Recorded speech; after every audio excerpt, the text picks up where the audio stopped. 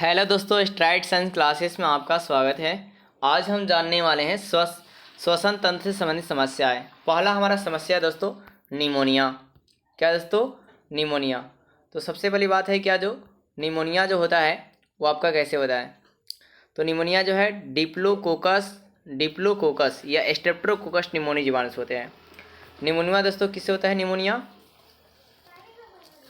तो मैंने आपको क्या बताया दोस्तों कि निमोनिया जो है डिप्लोकोकस या स्ट्रेप्टोकोकस निमोनिया जीवाणु से होता है। निमोनिया किससे होता है? डिप्लोकोकस या स्ट्रेप्टोकोकस निमोनिया जीवाणु से होता है। अब दोस्तों ये निमोनिया रोग जो ये स्ट्रेप्टोकोकस जीवाणु जो है ये क्या करता है कि फेफड़ों की वायु कुपिकाओं में सूजन लाने का कारण करता है। फेफड़ों की क्या दोस्तों वायु कुपिकाओं में सूजन आने के कारण सांस लेने में क्या दोस्तों तकलीफ होती है।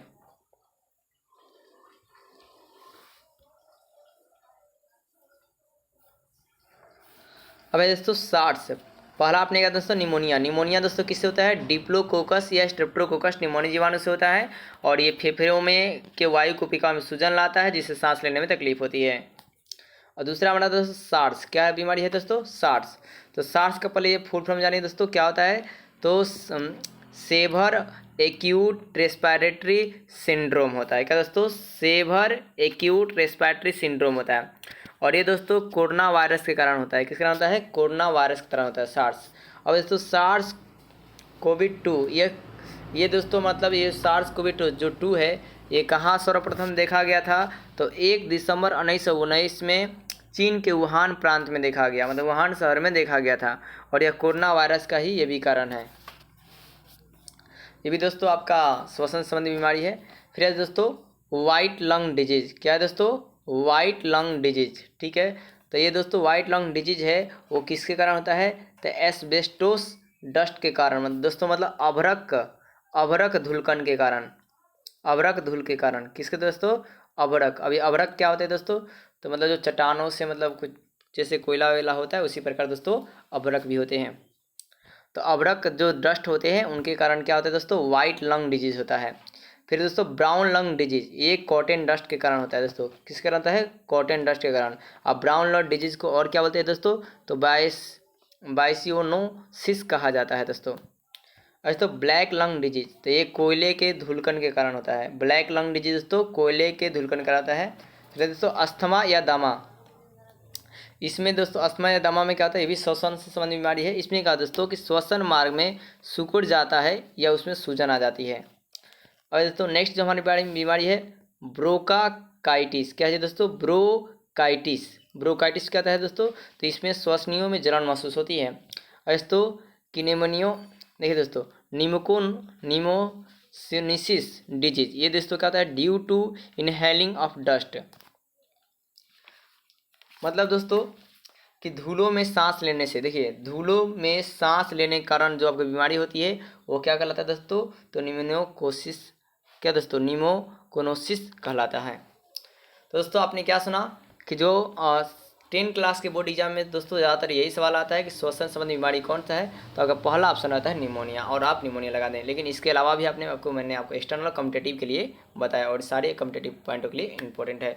9 पॉइंट आप श्वसन तंत्र से संबंधित बीमारी है, 9 आप याद कर लें। बीमारियों का नाम पहला याद कर लेंगे, pneumonia, SARS-CoV-2, white lung disease, brown lung disease, black lung disease, asthma, bronchitis और क्या दोस्तों? निमोकोनोसिस।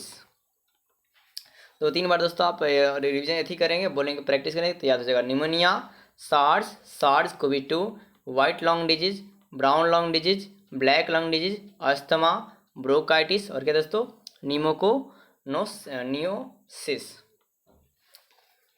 जो ये किसके अंदर था दोस्तों? तो डिजीज ड्यू टू, ध्यान दें, due to inhaling of dust, मतलब दोस्तों धूल में सांस लेने के कारण होता है। अब दोस्तों कुछ इंपॉर्टेंट आप पॉइंट याद कर लेंगे, नोट कर लेंगे। पेन ले लीजिए दोस्तों, एक कलम ले लीजिए।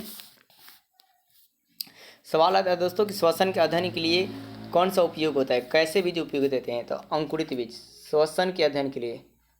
क्या सुना आपने दोस्तों? श्वसन के अध्ययन के लिए, स्टडी के लिए कैसे बीज आपके होते हैं, आवश्यक होते हैं, उपयोगी होते हैं? तो अंकुरित बीज, अंकुरित बीज दोस्तों। कैसे बीज? अंकुरित बीज। श्वसन के अध्ययन के लिए अंकुरित बीज आवश्यक होते हैं। कैसे बीज आवश्यक होते हैं? अंकुरित बीज। आप नोट कर लेंगे दोस्तों, श्वसन के अध्ययन के लिए अंकुरित बीज आवश्यक होता है। कैसा आवश्यक होता है? अंकुरित बीज। अब दोस्तों एक पॉइंट होता है रंध्र, जिसको इंग्लिश में स्टोमाटा कहते हैं। तो दोस्तों ये रंध्र जो है, पहले ये जानिए कि रंध्र क्या होता है दोस्तों। जैसे मान लीजिए दोस्तों ये पत्ती हो गया, ठीक है दोस्तों। अब इस पत्तियों पर क्या होता है कि इस त्वचा पर छोटे छोटे छिद्र पाए जाते हैं, और इन छोटे छोटे छिद्र को ही रंध्र कहा जाता है। हमने क्या होता है दोस्तों कि पौधों के पत्तियों पर छोटे छोटे छिद्र पाए जाते हैं, पौधे के पत्तियों पर छोटे छोटे छिद्र पाए जाते हैं, जिससे हम रंध्र कहते हैं। और रंध्र का दोस्तों काम क्या होता है? तो ऑक्सीजन को त्याग करना, ऑक्सीजन का क्या करना? त्याग करना, और CO2 का अवशोषण करना। CO2 का क्या करना दोस्तों? तो अवशोषण करना। क्या करना? अवशोषण करना। तो आप फिर से सुनें दोस्तों, रंध्र किसे कहते हैं? कि पौधों के पत्तियों पर छोटे छोटे छिद्र पाए जाते हैं, जिसे रंध्र या स्टोमाटा कहते हैं। रंध्र का काम क्या है दोस्तों? ऑक्सीजन का त्याग करना और CO2 का अवशोषण करना दोस्तों।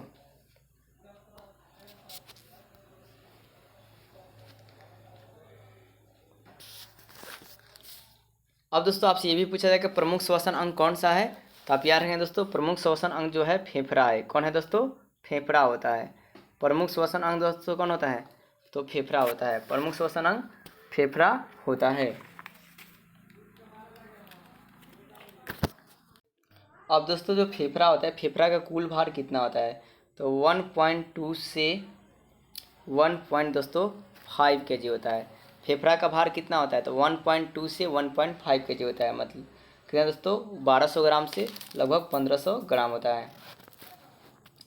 अब दोस्तों कि जो फेफड़ा जो है, इसका पृष्ठीय क्षेत्रफल कितना होता है? तो 180 मीटर के आसपास। कितना दोस्तों?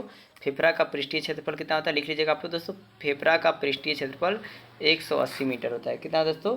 180 मीटर होता है।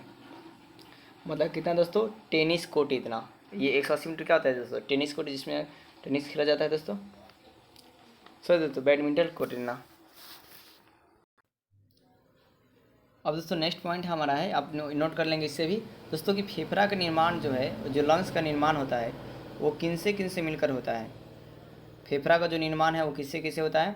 तो अब याद रखें दोस्तों कि फेफड़ा का जो निर्माण है वो श्वसनी से होता है। श्वसनी, श्वसनी से। और दोस्तों श्वसनी हो गया, श्वसनिका होता है। श्वसनिका आप लोग लिख रहे हैं दोस्तों, श्वसनिका मैं बोल दे रहा हूँ। श्वसनी पहला, दूसरा श्वसनिका, और तीसरा दोस्तों वायुकुपिका। क्या सुना आपने दोस्तों? वायुकुपिका से मिलकर फेफड़ा का निर्माण होता है। दोस्तों फेफड़ा का निर्माण जो है श्वसनी, श्वसनिका और वायुकुपिकाओं से मिलकर होता है। और फेफड़ा में दोस्तों दाएं फेफड़े में 3 पालियाँ पाई जाती है दोस्तों। फेफड़ा 2 होते हैं, एक दाएं तरफ, एक लेफ्ट और एक क्या दोस्तों? राइट।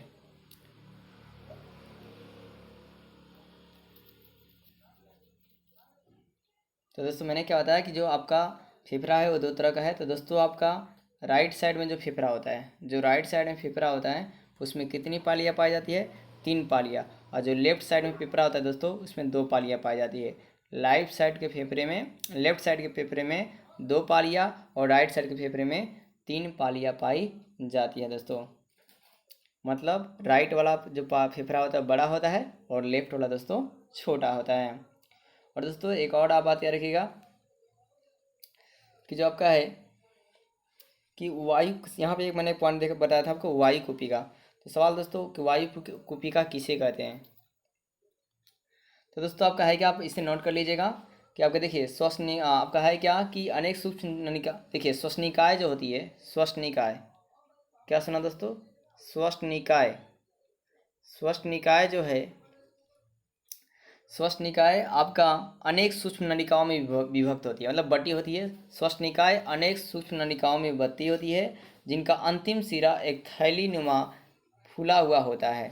थैलीनुमा फूला हुआ संरचना होती है जिसे हम लोग वायु कुपिका कहते हैं। क्या बोलते हैं दोस्तों? वायु कुपिका। और वायु कुपिका मानव शरीर में कितनी होती है दोस्तों? तो 30 करोड़। कितना होता है दोस्तों? 30 करोड़। तो दोस्तों ऐसे ऑब्जेक्टिव में आप इसको यही याद रखेंगे, वायु कुपिका मानव शरीर में कितना होता है? तो 30 करोड़ होता है दोस्तों। कितना होता है तो दोस्तों? 30 करोड़ होते हैं। तो दोस्तों आपको वीडियो कैसी लगी? अगर वीडियो अच्छी लगी हो तो कमेंट वीडियो को लाइक और सब्सक्राइब जरूर करें। मिलते हैं दोस्तों नेक्स्ट वीडियो में नेक्स्ट टॉपिक के साथ। जय हिंद, जय भारत।